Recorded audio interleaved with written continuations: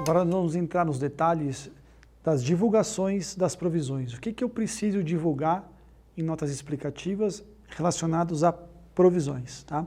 Então, para cada classe da provisão, obrigatoriamente eu tenho que divulgar uma breve descrição da natureza da obrigação e a época esperada que qualquer saída de caixa ou benefício econômico futuro relacionado a ela irá ocorrer, né? Então, esse é o primeiro requisito. Divulgar uma breve descrição da natureza da obrigação e a época esperada que vai sair caixa. Uma indicação das incertezas quanto ao valor ou à época dessas saídas. Sempre que necessário, divulgar as principais premissas adotadas para estimar o valor. Então eu preciso divulgar para o usuário da informação, escrever nas notas explicativas, como que foi que eu cheguei nesse cálculo. Foi através dos consultores jurídicos, foi através de um estudo matemático, foi através de premissas, através do histórico, o que eu fiz para poder quantificar essa minha provisão, né? E o valor de qualquer reembolso esperado, apresentando o valor reconhecido de qualquer ativo resultante. E também, se eu tenho lá uma provisão, eu dei exemplo para vocês lá, de R$400 mil, né? E eu vou ter um reembolso de 150, na hora que eu estou divulgando para o mercado, detalhando isso em nota explicativa, eu faço uma correlação.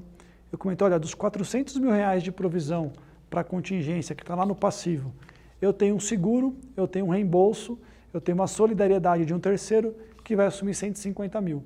Então aquele meu reembolso no ativo, ele está condicionado a essa minha provisão no passivo e quando você faça uma leitura pelo valor líquido, tá? É isso que a norma pede e nos obriga a fazer. E eu também tenho que apresentar as variações que ocorreram nessa provisão para cada classe de provisões do período, tá? E ela inclui ali algumas condições que eu tenho que fazer e apresentar para o mercado. Isso não é porque a gente olha nas demonstrações contábeis aí de empresas que publicam os seus números, né, suas informações, que é bonito, é legal, uma vez eu vou fazer também. Não, tudo isso é divulgado porque tem a exigência da norma.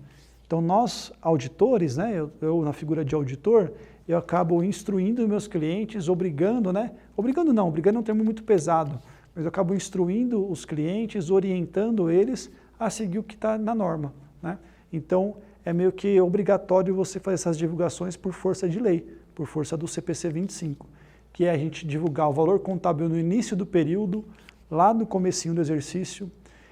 Aí nós colocamos as aquisições, né, as adições, que na norma ela é tratada como novas provisões ou adições a provisões existentes.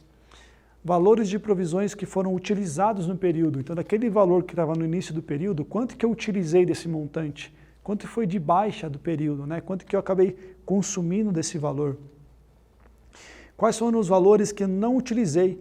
Pô, eu tinha provisionado lá no passado, não utilizei, não consumi e já não é mais provável a minha perda. Eu vou fazer um estorno disso. Então, também tem que divulgar aqueles valores que foram revertidos no período. A variação do valor descontado decorrente do tempo. Lembra que a gente comentou que uma atualização financeira da provisão, ela tem que ser tratada como uma despesa financeira? Então, eu tenho que informar aqui, também na movimentação da minha provisão, que este valor, né, esse acréscimo, não é um novo acréscimo, não é uma provisão nova, e sim uma atualização monetária da provisão que já está constituída lá no início do exercício. E aí é uma continha matemática, né? Eu parto do saldo inicial, faço as considerações, obrigatoriamente eu tenho que chegar no saldo final. E o saldo final tem que estar sendo refletido no balanço patrimonial, que são o valor das provisões constituídas, tá? E aqui, pessoal, eu estou falando de provisões de maneira geral. Não é só de provisão para contingência, é todas as provisões que estão no meu balanço patrimonial. E relembrando mais uma vez, as provisões, né? Tenho diversas provisões, algumas não tem nem nome de provisão mais nas normas atuais, ela é chamada de perdas, né? Então, para qualquer perda estimada, para qualquer estimativa contábil, qualquer provisão, não vamos se apegar muito ao detalhe, ao nome técnico que a gente está dando para isso, mas sim a essência, né, de uma estimativa. Pode ser perda com crédito de liquidação duvidosa, pode ser um impairment, pode ser itens que tem giro baixo do estoque, pode ser provisão para contingência, provisão para reestruturação, enfim, tudo que a gente discutiu até aqui, eu tenho que sempre ter esse racional. Eu sempre tenho que ter nas notas explicativas essa movimentação, essa divulgação de informações.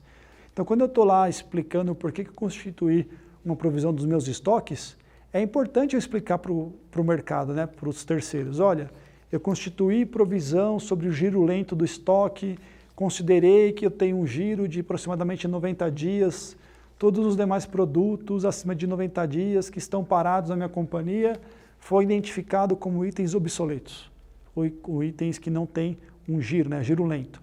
Então, esse é um indicativo que eu posso vir a ter um problema.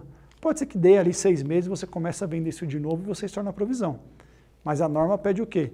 Se você tem algum indicativo, que você tem um problema, né, e na realização dos estoques dos ativos, faça-se a estimativa, constitui a perda. E aí você tem que explicar para o mercado qual foi o critério que você usou. E aí você divulgando isso, está tudo bem. Você explicou qual foi o racional, né?